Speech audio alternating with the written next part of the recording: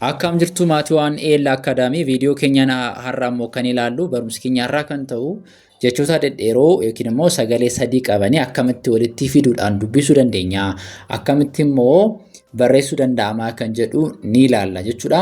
Kanaaf viidiyoo kanaan kan ilaallu namoota jechoota yookiin immoo qubee adda baastanii achi booddee sagaleessitanii sagaloota walitti fiduudhaan akkamitti jechoota dubbisuu dandeenya akkamitti immoo barreessuu danda'ama kan jedhu ni ilaalla jechuudha. Kanaaf barumsa keenyaarraa kan ta'u namoota qubee adda baastanii dubbisuuf rakkachaa jirtan yookiin immoo dubbisuuf kan isin rakkisu viidiyoo kana yookiin immoo barumsa kana ilaaluudhaan dubbisa keessanii fooyyessuu dandeessu akkasumas barreeffama keessanii fooyyessuu dandeessu. Kanaaf hamma dhumaatti viidiyoo kana ilaaluun akka irraanfanne isinin jedha. Namoonni immoo chaanaalii kanaaf haaraa taatanii subscribe gochuun maatii ta'a barumsoota adda addaa isin qaqqaba jechuudha. Akkasumas viidiyoo kana like gochuun jalqabaa isinin jedha. Namoonni immoo karaa keessoon bakkuma jirtanii teessanii sa'aatii isin qabdanii isin mijatuun barachuu barbaaddan bilbilli viidiyoo kanarra argamuun karaa immoo WhatsApp akkasumas Telegramiidhaan nuuf bilbilaa akkas nu dubbisa barumsi keessan galmooftanii barachuu dandeessu jechuudha. Kanaaf amma kallattiidhaan gara barumsa keenyaa ni deemna. Akkuma argitanii jechoonni asirra jiranii hundi isaaniiyyuu maalidha? Sagalee dhedheeraa yookiin immoo jechoota dhedheeraadha. Jechoota dhedheeraa sagalee sadii qaban. Kanaaf isaanii akkamitti walitti fiduudhaan dubbisuu dandeenya? Kanaaf dubbisuu dandeenya jechuun immoo akkamitti barreessuu dandeenya kan jedhu akkasumas sagaloota walitti fiduudhaan barreessuu danda'ama waan ta'eef kana keessatti shaakalaa deemna jechuudha. Kanaaf asitti kan ilaallu maal ilaallaa? Asiin kan jiran akkuma argitanii asiin kan jiru sagaloota sadii qabanidha. Sagaloota maal qabanii? Sagalee sadii qabanii asiin jiru. Asiin immoo yeroo dhufnu walitti yeroo dubbifamanii akka jecha tokko walitti dhufanii yeroo barreeffamanii ilaallaa jechuudha. Kanaaf qubee maalirra jalqabne laa kanaan dura arraa kaasee hojjedheen jira amma akkaatti arra immoo laa kaasnee ilaallaa jechuudha. Fakkeenyaaf jecha kun laadhaan kaa waan ta'eef. Kanaaf asii laa jenna laa maaliif sagalee dheeraa qaba dubbachistuun lama waan taateef sagalee dheeraa qaba. Laa asii qa jenna sagalee gabaabaadha. Qa asii immoo naa asii laa qa na jenna kunis sagalee gabaabaadha. Kanaaf laa qa na inni qofa akkas ture walitti yeroo dhufu jecha uumaa jechuudha. Kanaaf laa qa na walitti laa qa na sinillee laa qa na kan jedhu yoo barreessuu barbaaddanii callisanii laa qa na takka barreessuun hin danda'amu. Kanaaf kan sammuu keessan dhufu qabu sagaloota qofaatti akkasitti adda baasnee achi booddee maal goona ni barreessina. Fakkeenyaaf laa qabna nan barreessaa achi qaa nan barreessaa achi naa kanaaf walitti laa qa na ta'a jechuudha. Kanaaf haala kanaan barreeffamalee haala kanaan shaakaltu laa qa na. Asii lee dubbachisuun waan taateef lee jenna.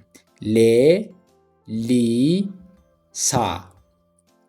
Lee li saa. Kanaaf amma lee lii saa walitti leellisaa ni ta'a jechuudha. Asis yeroo dhufnu amma iidha. Akkuma argitanii dubbachisuun kanaaf lii jenna. Lii achi qee sagalee dheeraa qee achi suu jabaataas ni dheerataas suu lii qee suu walitti yeroo dhufu liqeessuu ta'a jechuudha. Okay, amma immoo shakana dubbachistuun keenya oodha. Kanaaf loo achi tee achi rii loo tee rii tani gara walitti dubbifamu looterii ta'a jechuudha. Okay, asii dhufne. Asii immoo maa jenna. Maaliif sagalee dheeraadha. Lama qabna waan ta'eef maa la jenna. La asii maalidha? Lamadha. Maaliin qubee dubbifamaa laan lama waan ta'eef hin jabaata. Maa la qa walitti maallaqa ni ta'a jechuudha. Okay. Ittaanee kan jiru immoo asii mii biraa dhufna. Mii. Achi mii jenna maaliif dubbachisuun i waan taateef. Asii ja, asii immoo taa. Taa sagalee dheeraadha. Mi ja taa. Ja ta'ee kun garuu taa yeroo dubbisnu sagalee dheeraadhaan dubbifna. Maaliif dubbachistuu asiin tokkodha, asii lamaadha. Kana sirriitti adda baasuu qabna jechuudha. Mi ja taa. Kanaaf asii maal ta'a? Mijataa. Mijataa ta'a jechuudha. Asii immoo yeroo deebinee dhufnu asii maal ta'a? Moo ta'a. Maaliif oodha waan taateef jechuudha. O. Kanaaf moo gaa jenna kun dheerata. Gaa asii sa. Moo gaa sa.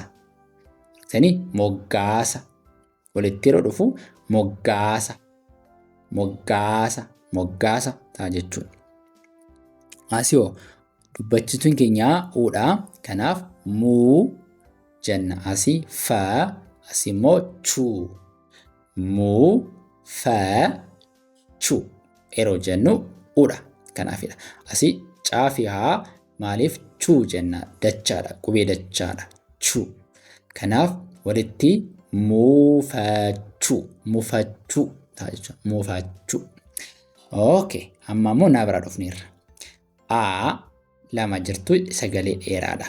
Naa mu sa. Naa mu sa. Beektanii walitti sagalee kana walitti yeroo finnu naamusa walitti naamusa. Naamusa ta'a jechuudha. Naamusa. Okay, asitti immoo kottaa. Asitti sadansaayyuu qubeen dubbachistuu keenyaa aan tokko tokko. Kanaaf sadansaayyuu sagalee maalidha? Gabaabaadha. Kanaaf asii na. Asii qa. Asii immoo ta. Na qa ta. Na qa ta. Walitti naqata. Naqata ta'a jechuudha. Naqata. Ni ta'a jechuudha. Okay. Amma immoo eessa deemna? Amma immoo eessa deemna? O bira deemna. Fakkeenyaaf oon qofaa ishee yeroo dhuftu akka sagalee tokko dubbifamti. Maaliif dubbachistuun kamiyyuu yeroo jalqabaa jechatti yeroo dhufanii akka sagalee tokkotti of danda'anii dubbifamu waan ta'eef. Kanaaf oon jedha asitti. O laa naa.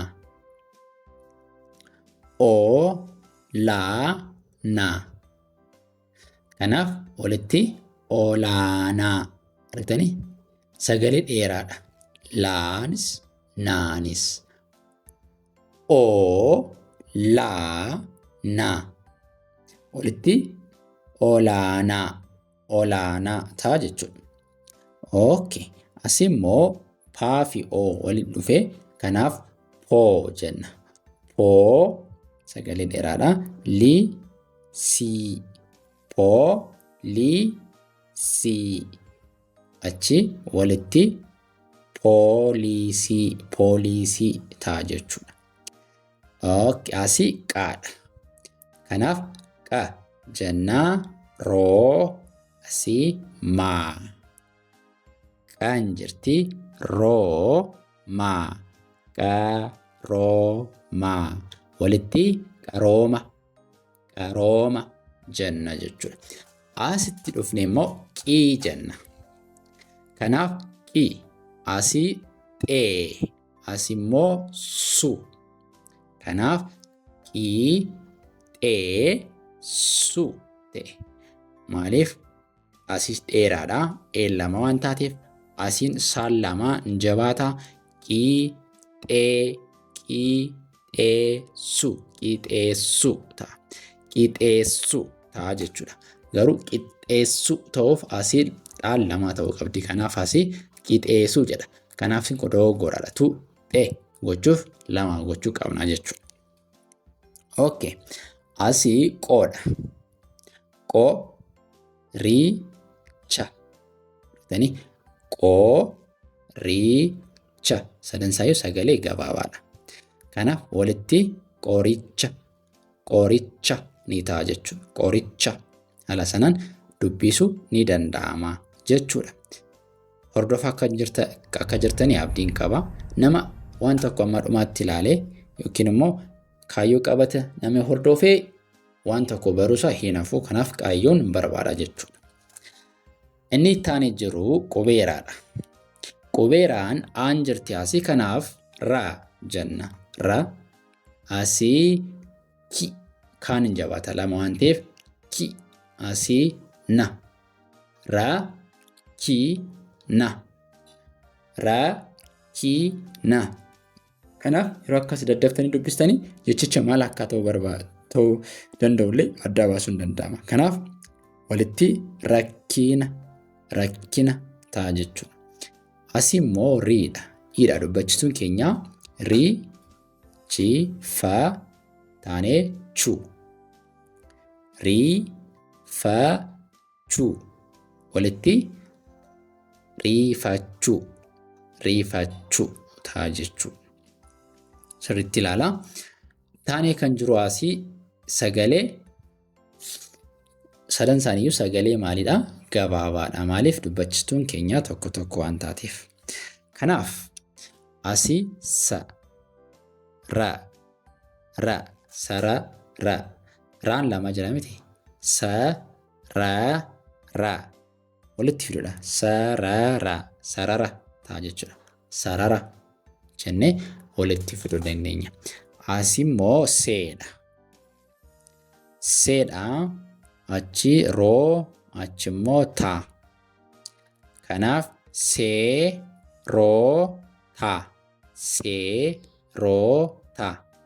Kanaaf walitti seeroota jenna jechuudha. Asii immoo yeroo deebinu asii siidha. Meere siyaasa.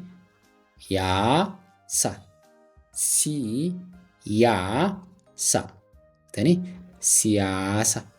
Walitti maal ta'a? Siyaasa ta'a jechuudha. Siyaasa ta'a. Kanaaf haala kanaan maal gochuu dandeenya jechuudha. Afaan Oromoo baruuf wanna guddaan maalidha? Qubee sirriitti adda baasu. Ergaa qubee sirriitti adda bahee booda akkas jechoota adda baasanii dubbisu. Achi sagaloota qo'achuudha. Achi booddee walitti fiduudhaan maal gochuudha? Dubbisuudha. Yeroo shaakala keessatti dubbisa keenyaaf barreeffama keenyaaf fooyyessuun danda'ama jechuudha. Kanaaf barumsi keenya kana fakkaataa ture. Namoonni karaa keessoon sirriitti afaan Amaaraffaa, afaan Oromoo, Ingiliffaa akkasumas herreegaa dabalatee barumsota biroo barachuu barbaadan karaa bilbilii keenya viidiyoo kanarratti argamuun imo irratti, waatsaappii yookaan immoo teelegiraam irratti nu argachuu dandeessu. Barumsi keessanis bakkuma jirtanii sa'aatii isinii mijatuun barachuu dandeessu jechuudha. Barumsa biroon amma walitti deebinu nagaan tura.